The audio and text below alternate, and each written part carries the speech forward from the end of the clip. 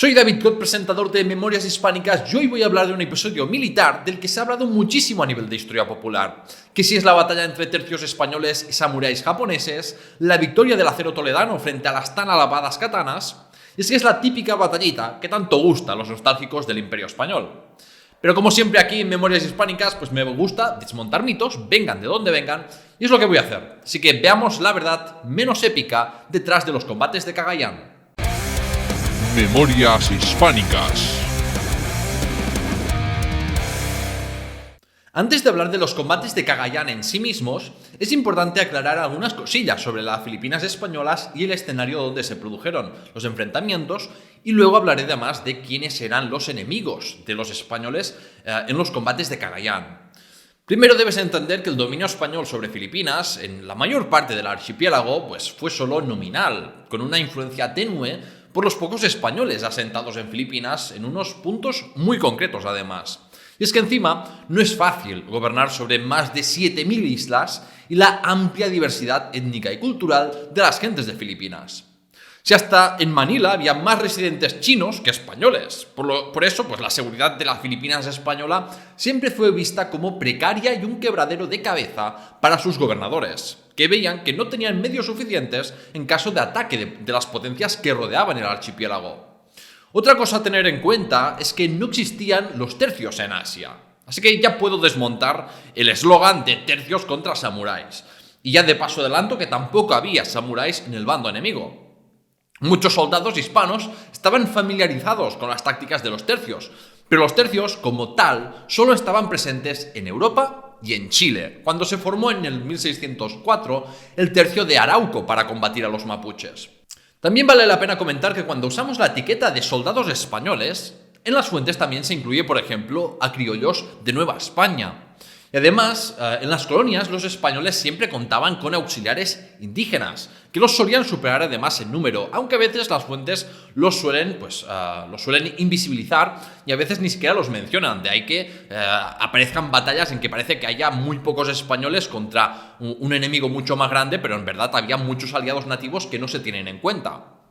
En el caso de los combates de Cagayán había más auxiliares filipinos que españoles. Lo que pasa es que esto es pues, como cuando las legiones romanas, durante los siglos de conquista de Hispania, integraban a íberos y a celtas como auxiliares con su propio armamento, tácticas y organización. Y lo mismo ocurría aquí con los filipinos, que no estaban organizados y armados como lo estaban los españoles. Y ahora, si prestamos un poco de atención a la región de Cagayán, pues hay que decir que está al norte de Luzón, que es la isla más grande de Filipinas, en la que, por ejemplo, se encuentra Manila. Y Cagayán era una región considerada por los españoles como de mucho coste y poco beneficio, porque sus gentes eran muy beligerantes y estaban en conflictos internos, ¿no? Pese a eso, tenía suficiente atractivo como para formar un puerto y era visto como un punto estratégico, como primera línea de defensa en caso de una posible invasión desde Japón. Por eso hubo numerosos intentos de fundar una colonia española, hasta que, como veremos después de los combates de Cagayán, pudo crearse con éxito. Uno de los obstáculos más importantes a los que se enfrentaron los españoles en sus primeros años de conquista y colonización de Filipinas fueron los piratas. Es que por mucho que haya quedado más grabada en la memoria popular, en el imaginario colectivo español, la imagen de piratas y corsarios en el Caribe de Inglaterra, Países Bajos o Francia, lo cierto es que en el siglo XVI eran un problema mucho más grave en el Pacífico. El término huaco era el que usaban los chinos para referirse a los piratas de Hua, el antiguo nombre chino para referirse a Japón, y fueron un problema en aumento desde los inicios de la dinastía Ming en el siglo XIV hasta alcanzar su pico de actividad en las costas del Mar de China en el siglo XVI. El tema se volvió tan serio que China decidió prohibir el comercio con los japoneses, lo que paradójicamente solo alentaba a cometer más acciones violentas. Sin embargo, la mayoría de huaco no eran japoneses. Según las propias fuentes chinas, el 70% eran chinos y el 30% restante japoneses, aunque sabemos que también había ahí coreanos, ryukyuenses o gentes del sudeste asiático.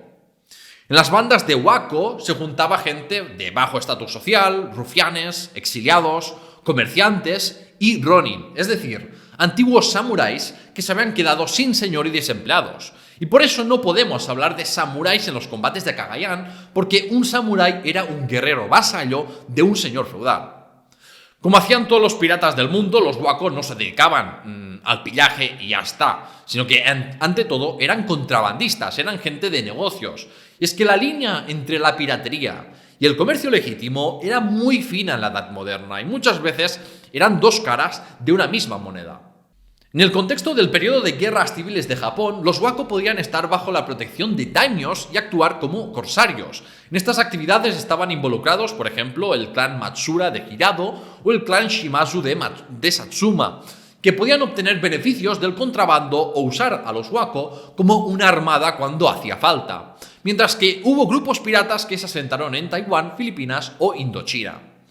En cualquier caso, los piratas siempre estaban peor equipados que un ejército o armada regular, ni tampoco podían competir con su disciplina y organización.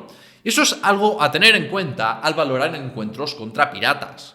Si nos centramos en la problemática pirata en Filipinas, pues hay que decir que circuló el rumor en Japón de que había mucho oro, y el galeón de Manila era un botín codiciado por todos esos metales preciosos y mercancías que transportaba. Incluso antes de que los españoles se establecieran en la isla de Luzón, estos escribieron sobre los barcos chinos y japoneses que venían para intercambiar sedas, porcelanas y plata por oro, cera y cueros de Luzón. Y también capturaban a algunos nativos como esclavos. Ya en el 1574, la colonia española de Manila casi desaparece poco tiempo después de haber sido fundada al sufrir un ataque sorpresa del pirata chino Lin Feng, más conocido como Li Mahong, con unos 3.000 hombres de origen chino y japonés, y provocaron la muerte de bastantes españoles. La piratería japonesa en Luzón fue tan problemática que muchos comerciantes chinos no se atrevían a salir de Manila para regresar a China, y así los españoles temían que los chinos dejasen de venir a Filipinas. Es por este motivo, y por la propia supervivencia del gobierno español en Filipinas, que se tuvieron que poner serios con la eliminación de la piratería en estos mares.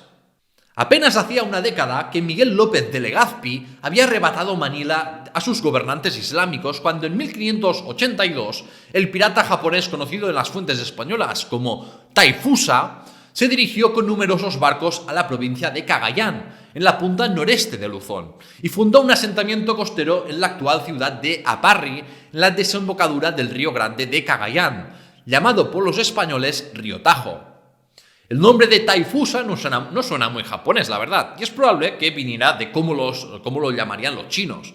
En todo caso, el capitán de los wako de Cagayán fuera japonés, pues no implica que todos los miembros de su banda fueran japoneses. Lo mismo que he comentado al principio sobre de qué hablamos, ¿no?, cuando nos referimos a los soldados españoles.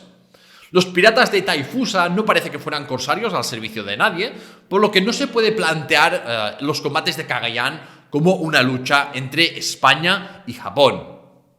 El asentamiento wako de Taifusa estaba pensado como una base pirata para desterrados y fugitivos japoneses y como una base comercial por su cercanía a Japón.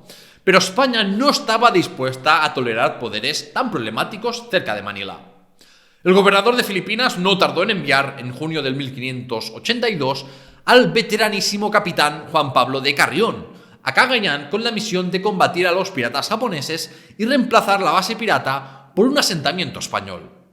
Los españoles escaseaban en Filipinas, así que Carrión solo contaba con 40 soldados y 20 marineros españoles en una galera, un navío ligero y 5 embarcaciones pequeñas, apoyados, eso sí, por un centenar de indígenas filipinos, por mucho que muchas veces en las fuentes se omita este dato. Con estos 150 o 160 hombres salió la expedición de Manila bordeando la costa de Luzón. Y de los 3 combates de Cagayán, el primero fue el más sencillo de todos. Era un barco pirata chino, no relacionado con Taifusa, que eclipsaron con su artillería y pudieron capturarlo y usarlo los españoles, dotándole de 16 hombres.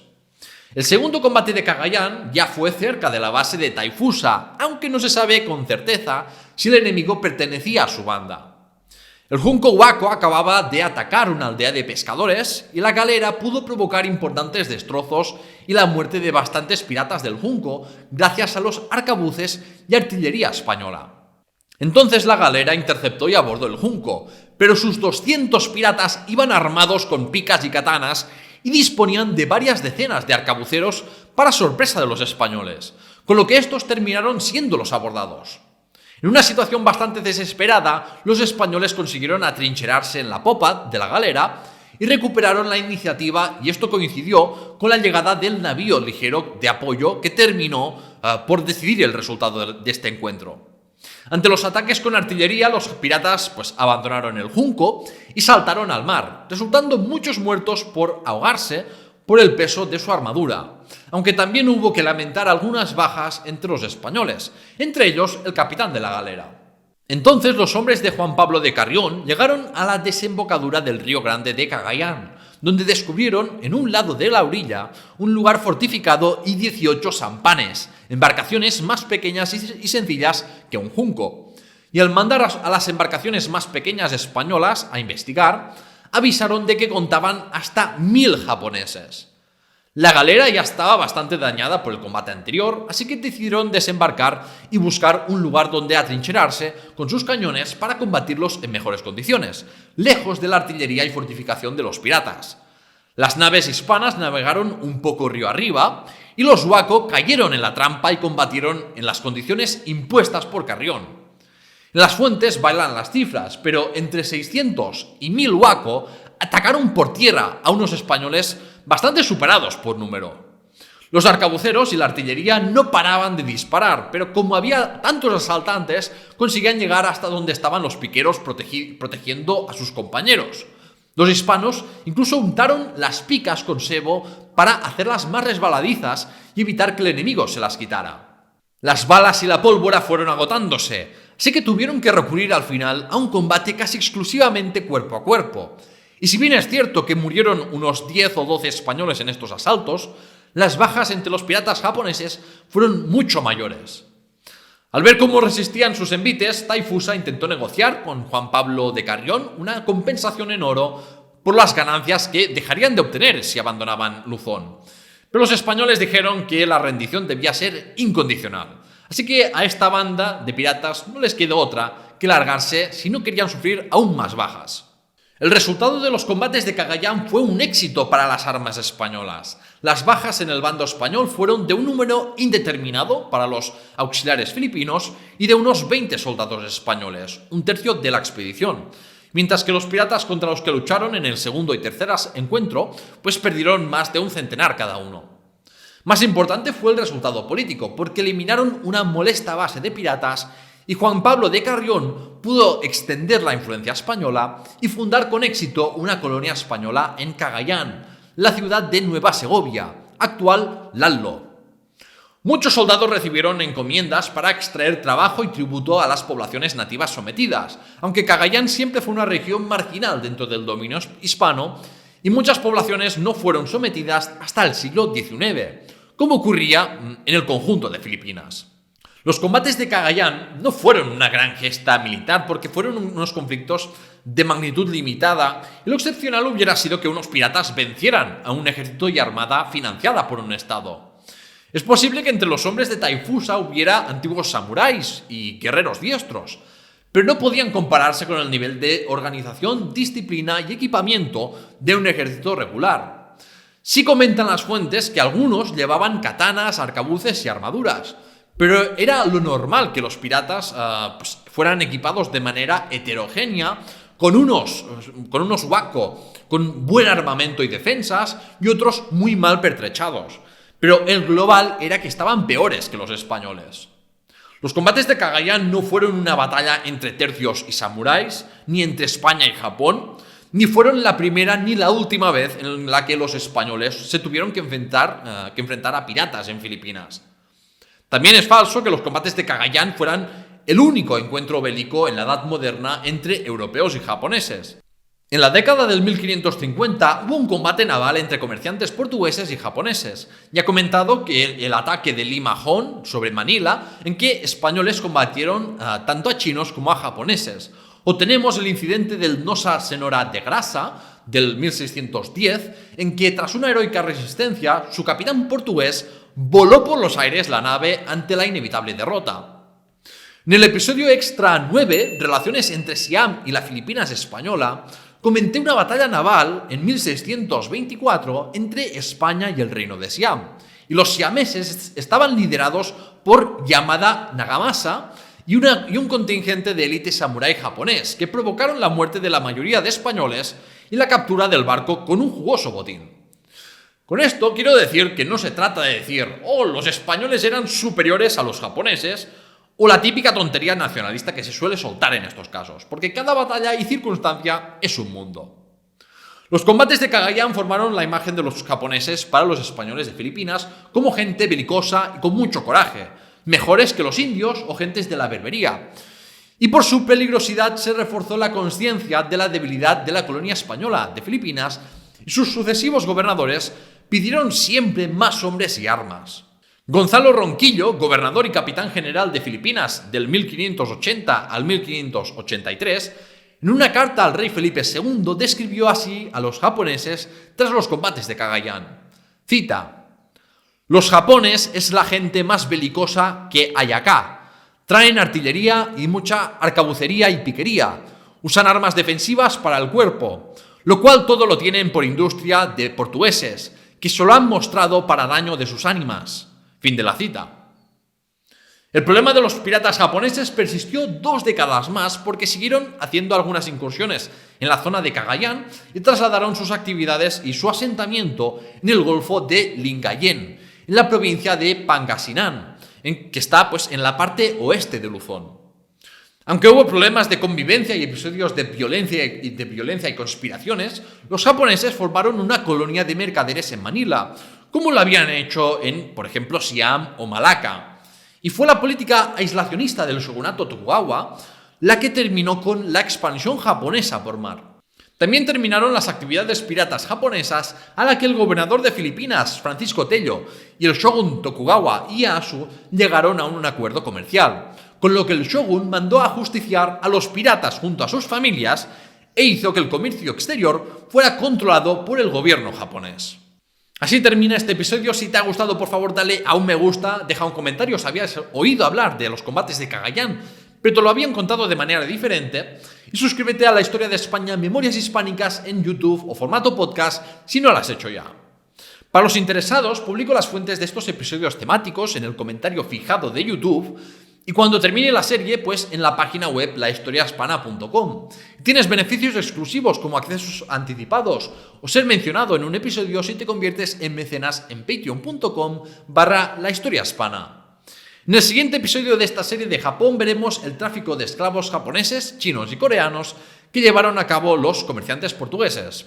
Así que, ¡hasta la próxima!